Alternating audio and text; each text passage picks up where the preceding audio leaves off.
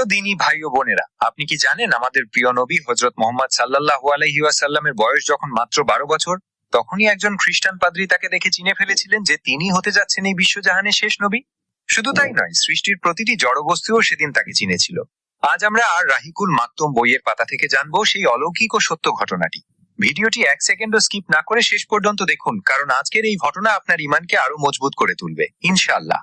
কথিত আছে যে নবী সাল্লাল্লাহু আলাইহি ওয়াসাল্লামের বয়স যখন 12 বছর, সেই সময় ব্যবসা উপলক্ষে চাচা আবু তালিবের সঙ্গে তিনি শাম দেশে সিরিয়া গমন করেন এবং সফরের এক পর্যায়ে বসরায় গিয়ে উপস্থিত হন। বসরা ছিল শাম রাজ্যের অন্তর্ভুক্ত একটি স্থান এবং হুরানের কেন্দ্রীয় শহর। সে সময় তা আরব উপদ্বীপের রোমীয়গণের আওতাধীন রাষ্ট্রের রাজধানী ছিল। এই শহরে জার্জিস নামক একজন খ্রিস্টান ধর্মযাজক রাহেব বসবাস করতেন। তার উপাধি ছিল বুহাইরা এবং এই উপাধিতেই তিনি সকলের নিকট পরিচিত এবং প্রসিদ্ধ ছিলেন। মক্কার ব্যবসায়ী দল যখন বসরায় শিবির স্থাপন করেন, তখন রাহেব গির্জা থেকে বেরিয়ে তাদের নিকট আগমন করেন এবং আতিথেয়তায় আপ্যায়িত করেন। অথচ এর আগে কখনো তিনি এভাবে গির্জা থেকে বেরিয়ে কোনো বাণিজ্য কাফেলার সঙ্গে সাক্ষাৎ করেননি। তিনি কিশোর নবী সাল্লাল্লাহু আলাইহি ওয়াসাল্লামের অবয়ব, আচরণ এবং অন্যান্য বৈশিষ্ট্য দেখে বুঝতে পারেন যে ইনি হচ্ছেন বিশ্ব মানবতার মুক্তির দিশারি আখেরি নবী সাল্লাল্লাহু আলাইহি ওয়াসাল্লাম। তারপর কিশোর নবী সাল্লাল্লাহু আলাইহি ওয়াসাল্লামের হাত ধরে তিনি বলেন যে ইনি হচ্ছেন বিশ্বজাহানের সর্দার। আল্লাহ তাকে বিশ্বজাহানের রহমত রূপে রসূল মনোনীত করবেন। আবু তালেব এবং কুরাইশের লোকজন বললেন, আপনি কিভাবে অবগত হলেন যে তিনিই হবে আখেরি নবী? বুহাইরা বললেন, গিরিপথের ওই প্রান্ত থেকে তোমাদের আগমন যখন ধীরে ধীরে দৃষ্টিগোচর হয়ে আসছিল, আমি প্রত্যক্ষ করলাম যে সেখানে এমন কোনো বৃক্ষ কিংবা প্রস্তরখণ্ড ছিল না যা তাকে সিজদা করেনি।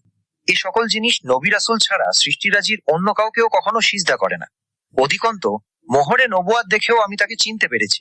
তার কাঁধের নিচে কড়িহাড্ডির পাশে শ্বেত ফলের আকৃতি বিশিষ্ট একটি দাগ রয়েছে, সেটাই হচ্ছে মোহরে নবুয়াত।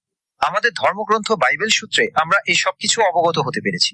অতঃপর তিনি তাদেরকে আতিথেয়তায় আপ্যায়িত করেন।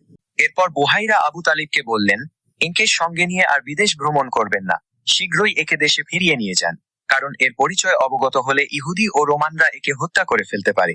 একথা জানার পর আবু তালিব তাকে কয়েকজন গোলামের সাথে মক্কা ফেরত পাঠানোর ব্যবস্থা করেন। সুবহানাল্লাহ, প্রিয় রাসূলের প্রতি সৃষ্টির এই ভালোবাসা আমাদের হৃদয়কে নাড়া দেয়।